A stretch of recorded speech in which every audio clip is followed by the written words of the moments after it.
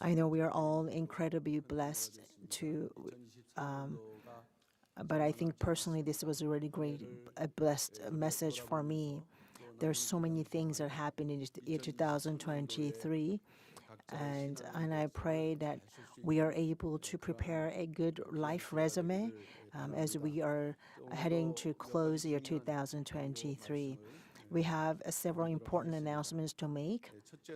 First,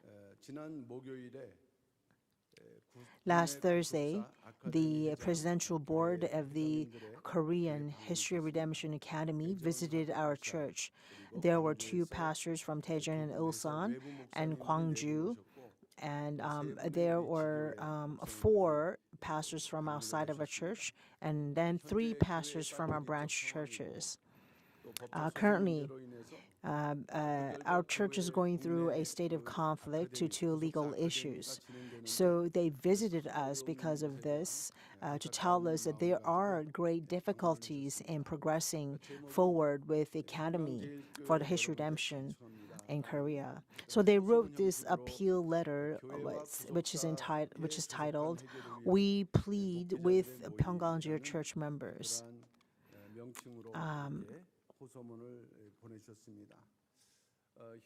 Right now, the pastors at Gwangju Academy, they're aiming to read the History Redemption series 7 times per Reverend Evan Park's direction. Because they are not able to continue with the History Redemption Academy due to church issues. And so they're waiting for the academy to resume normally again. So for meantime, they're just reading the History Redemption series 7 times, and they are doing it for the second round. We have informed them in detail about the church's current situation and promised them that we will cooperate with the Academy's operation by establishing closer ties in the future. In some ways, their visit made us look at ourselves, for they have this greater passion for the word of redemptive history than the Pyungkang saints. The word of redemptive history does not only belong to us, it belongs to the world. And because of our problems, we must not let the word of redemptive history hindered in any way from spreading further out. So in the future, we ask for your interest and prayers for the History of Redemption Academy and seminars in Korea, which serve as a bridgehead for spreading the word of redemption.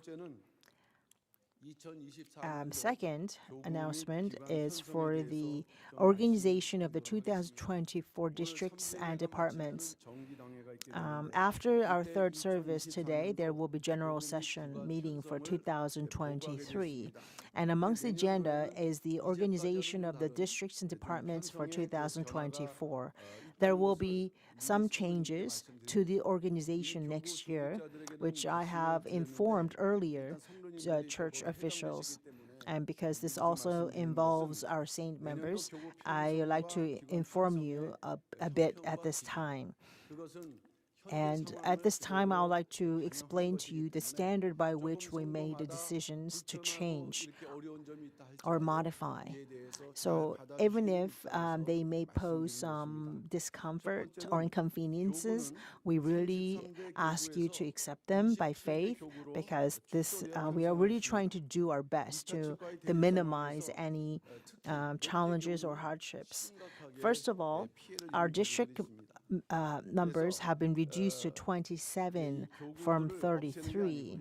Some districts were severely affected by the breakaway side this year.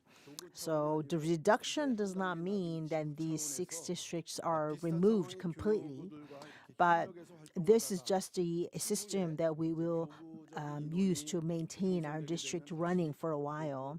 Later, when the church is in a better situation, we will reinstate to the full district system.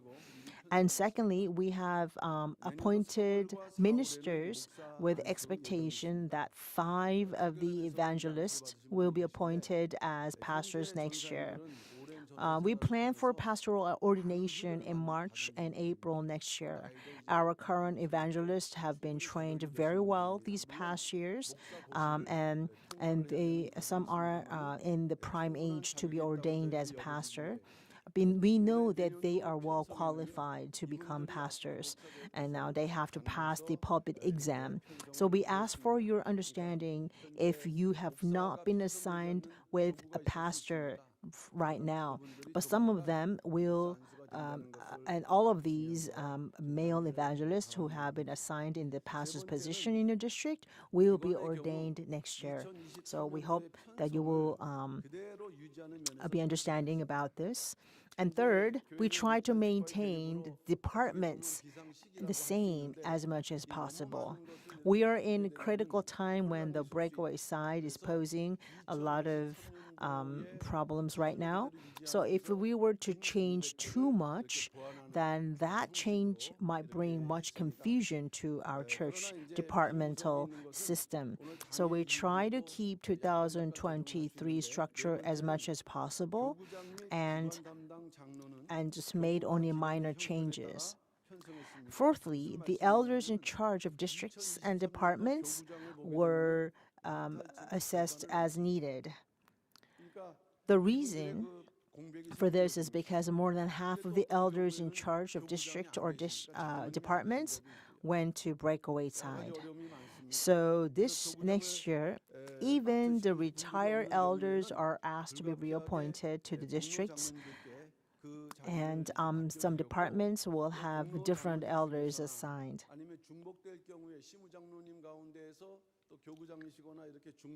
So after today's session, we will make some more adjustments. District is the most important organization of our church. The normalization and growth and development of our church wholly lie in the revival of our districts. So we encourage every year that every member of 평강제일 Church to be a part of a district and a department. That association is very important because we made up the list of voters for congregation vote, right? And the members who can vote during the congregation vote, they are qualified and listed every 6 months, depending on your activity and participation at church. So qualifications involve whether you belong to department or district, and also whether you are baptized or not.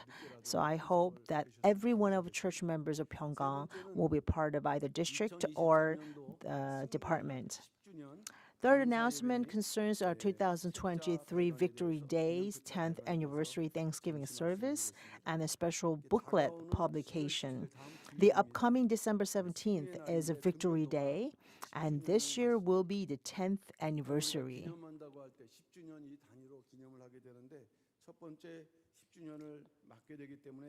Because this is 10th year anniversary, we should celebrate this day more specially than any other year by reflecting on its meaning more than any other days. But we would like to tell you about some changes due to the difficult situations of the church. This year's Victory Day will be held on December 16th, on Saturday at 평강제일 Church Moriah Sanctuary. We were concerned that should we have this ceremony in Yeoju, there would be a great confusion if the breakaway side also decided to participate. So we made this inevitable decision.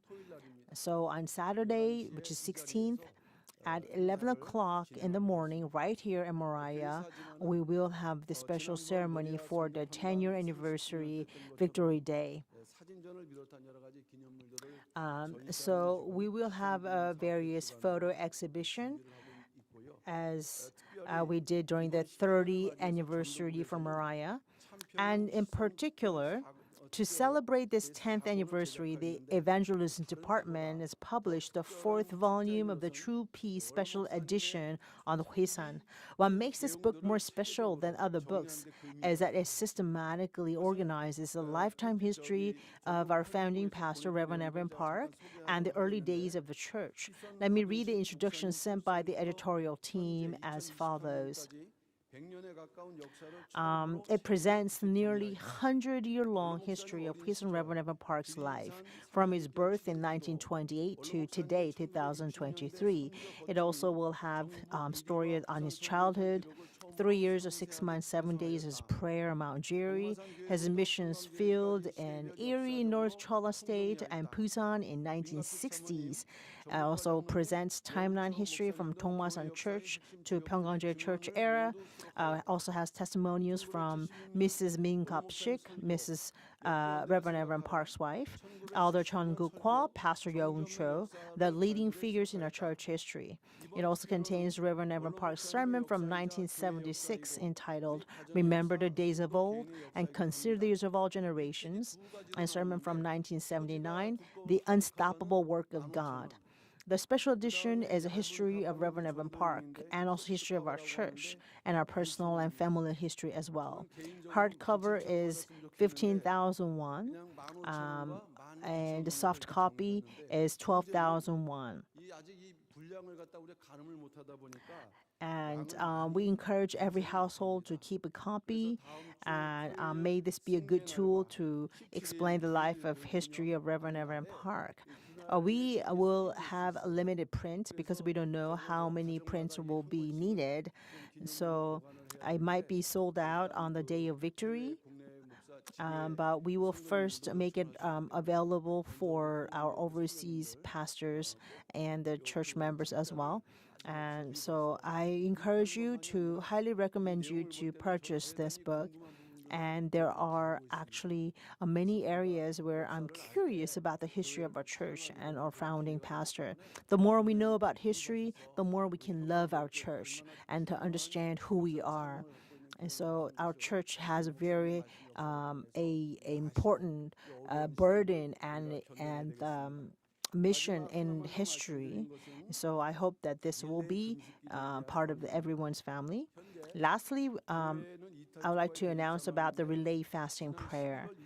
Currently, the church is in confrontation with the breakaway side, and the breakaway side behavior has become more harsh due to the temporary injunction issued on November 28th. I'm sure you all feel the same. Members of the breakaway side continue to talk about joining the church or coming into the church. However, starting from this Victory Day or this coming week until the end of the year, it is believed that there might be a possibility of a critical situation arising from possible collision with the breakaway side. Because this is a great concern to a lot of us, many from women's ministry are requesting to pray more. We plan to discuss this at a pastoral meeting and conduct a relay fasting prayer with all church members participating starting tomorrow until the end of the year. For the further details, we will have further notices, announcements, and it will be of great help if you join this prayer meeting and take time to come to church until the end of the year, so that our church will not be empty during this difficult period. And for this purpose, we have also decided to open the Happy Cafe at the basement of the second education building. We will open this place as a book cafe or library at all times, so you can use it freely to read the Bible or to study His Redemption series. And also Lois Sanctuary is also opened for your prayer as well. You don't have to stay at church all the time because we have our rotations as keepers, but we hope that we can all take part in protecting our church. The church will be protected not by our strength or by power, but by the majesty and terror of the living God of our Father. However, when we believers unite our strength and dedicate ourselves to God, God will work through us. the forefront of this battlefield will be us, the saints, the believers. So it's not something that we need to we ask other people or tell other people to do, but may we become the volunteers to take the first step so that during this difficult period we can gather our strength and set examples and make this hardship as a time of stepping stone to soar even higher. So we encourage everyone to fully participate in this effort. Thank you.